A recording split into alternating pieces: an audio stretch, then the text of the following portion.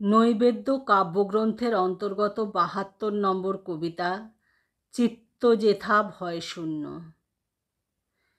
চিত্ত যেথা ভয়শূন্য, উচ্চ যেথা শির, জ্ঞান যেথা মুক্ত, যেথা গৃহের প্রাচীর, আপন প্রাঙ্গণতলে দিবস সর্বরি, বসুধারে রাখে নাই খণ্ড ক্ষুদ্র করি।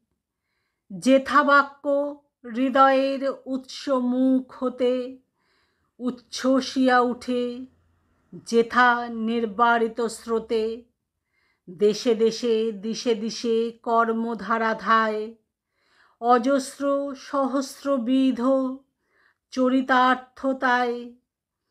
যেথা তুচ্ছ আচারের মরুবালু রাশি, বিচারের স্রোতপথ ফেলে নাই গ্রাসী, পৌরুষেরে করেনি শতধা, নিত্য যেথা তুমি সর্বকর্মচিন্তা আনন্দের নেতা।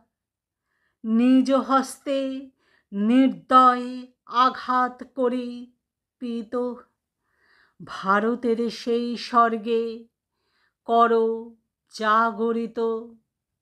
নমস্কার।